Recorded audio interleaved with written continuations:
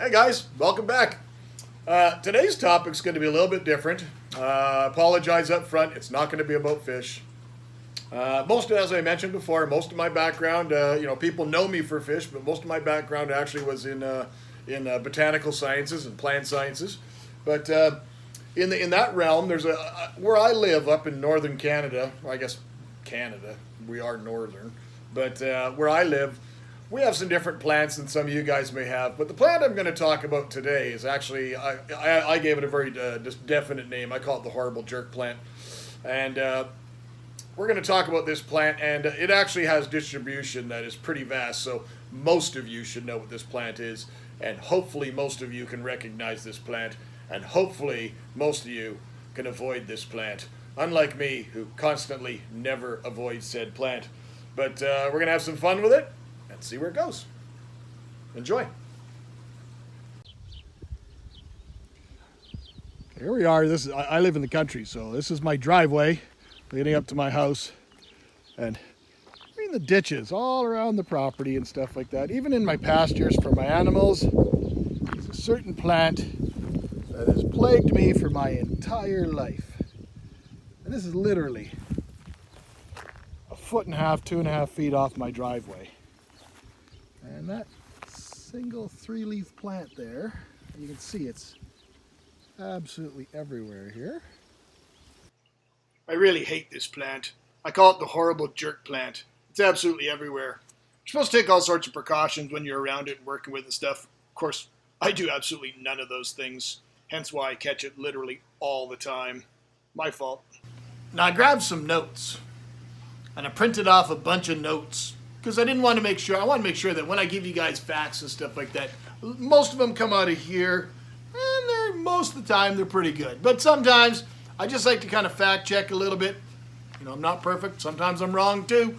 But when we're talking about poison ivy, I printed off some notes from the government of Canada. And some of it's pretty humorous. It says, what is it? It's poison ivy. It sucks. It's a stupid plant.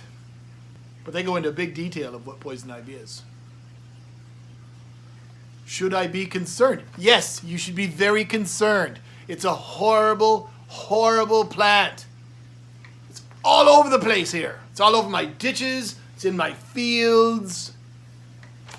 Horrible. I don't like it. My wife has no problem with it whatsoever, because my wife has zero issues with it. But me, however, ever since I was a child, poison ivy has been an absolute bane of every single camping trip, every single time I've gone anywhere outside. I've been hospitalized with poison ivy. Boy Scouts was a nightmare for poison ivy. They used to treat it differently all the time. I used to get needles in my butt. Not cool when you're like 10 for poison ivy. Now they just treat it with antihistamines and pretend like it's just going to go away. Well, for the people like me that deal with it, and it's bad and it's horrible all the time, every time you get near it, you get it. Your antihistamine, it don't work. I need something real strong to knock it out of my system. I've had it now 4 or 5 times this spring already. And I've got it again all over my hand. I'll show you some close-ups and stuff. I've got it in area here. I've got it all over my torso and stuff like that. And I can tell you, if you've had poison ivy or poison oak or poison sumac, they're all very similar plants. If you've ever been exposed or had experience with any one of these and that you've had the reactions, you know exactly what it is. It's absolute agony sometimes. My hand is starting to clear up and dry up and stuff like that, so I have no issues anymore right now, other than I still know it's there. But for most of the part, it's mostly gone for me. But again, it's been like the 4th or 5th time already. So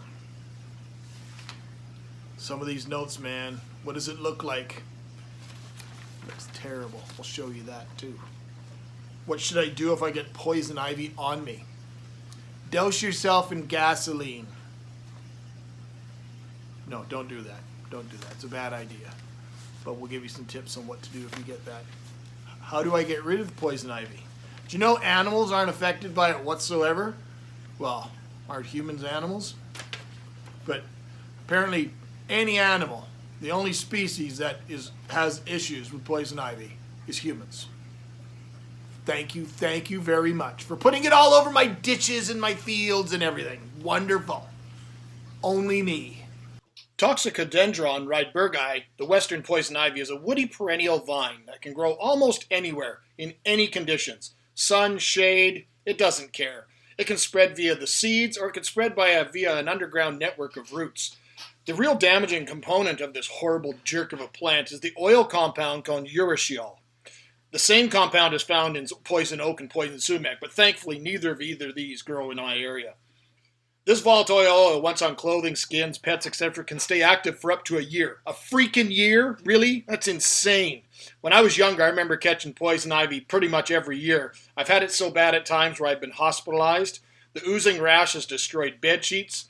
Thankfully, I don't get it anywhere as near as bad as I did when I was younger.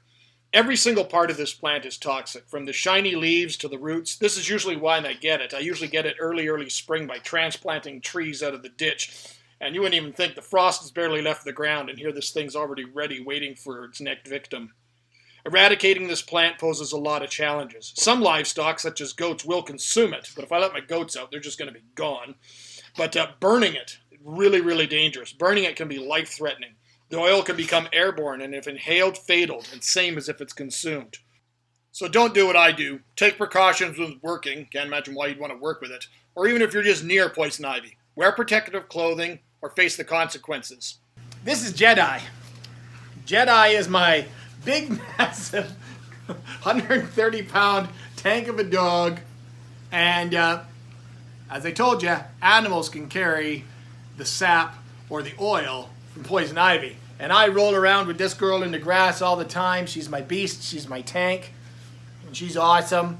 And that sap and that oil could very well be on her fur all the time, which might be one of the reasons I keep getting it. Don't know. But I ain't gonna stop. She's a lot of fun. Aren't you? You're my good beast. Yeah. Want to know why I get it so often and why I get it so bad? Well, one, I'm really allergic to it. So that's fact. Two, I follow none of the rules that are posted in this thing whatsoever. None of them. It's because, well, look at me. Do I look like I made a lot of smart decisions? Probably not. But whatever. Let's see where it goes.